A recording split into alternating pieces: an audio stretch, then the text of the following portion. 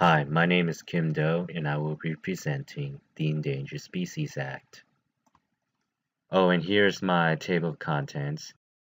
Before we know about the Endangered Species Act, let's first know what endangered species are and how they came to be.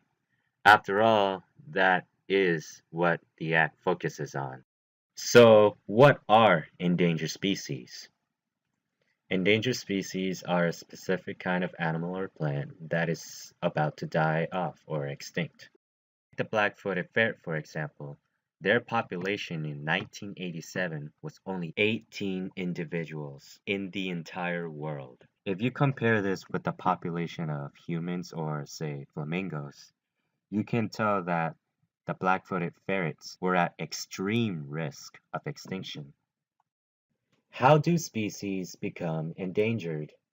I divided the causes into categories. One is the natural causes, and the other is the human causes. Let's start on natural causes.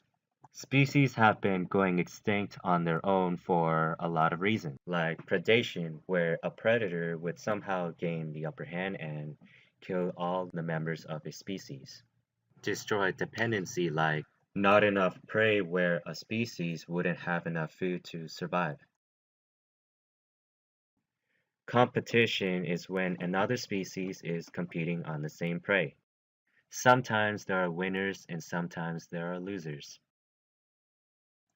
Natural disasters like flooding, tornadoes, and meteorites could cause a massacre of a species.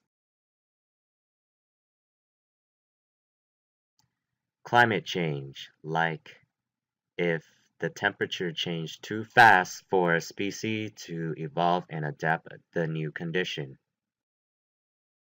Species have also been going extinct with the help of human influence, such as overhunting. Now that we have the technology to kill virtually any creature on the planet, we can hunt down species for their fur, meat, feathers, or just for fun and sport.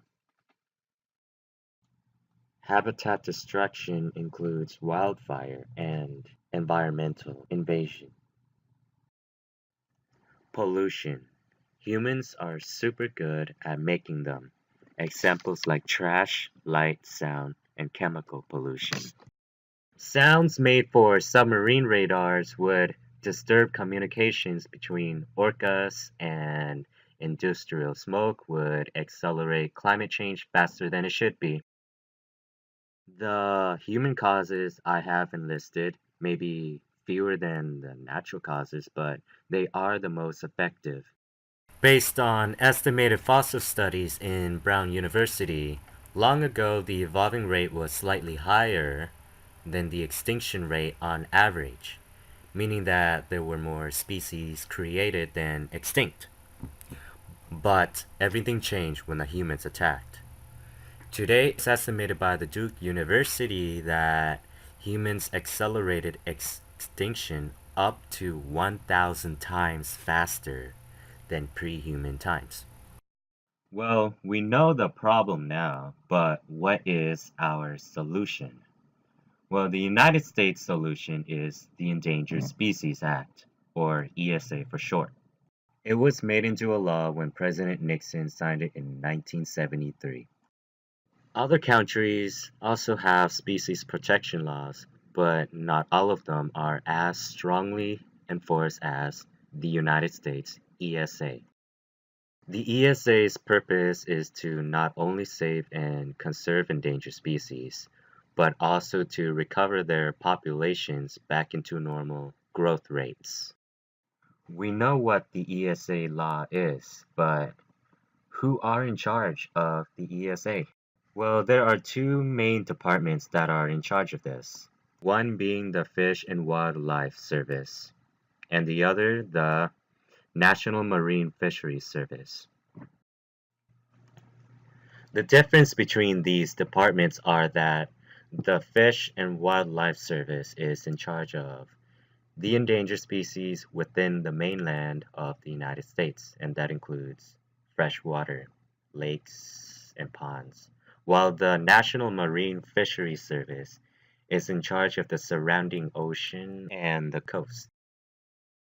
What does the ESA do to save, conserve, and recover endangered species? You can actually look up what exactly the ESA do in the Fish and Wildlife's very own website. And as you can see, the act is divided into sections. Let's go in one of them. Whoa, that's a lot of words. So I'm going to briefly talk about the important sections that state what the ESA do, starting on section 4. It's about listing endangered species, studying their habitat to see if the species habitat needs to be fixed, and possibly raising them in a desired habitat for the species. And after their population recovers, hopefully they are released back into the wild where they came from. Then the species gets delisted from the endangered list. Then after that, you want to make sure the endangered species are doing okay, so they'd be monitored.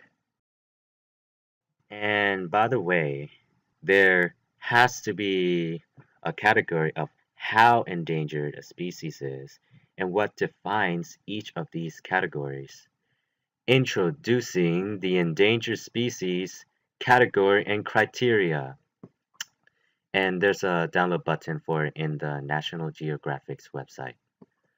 This visual grid is an example of endangered species defined for listing and delisting.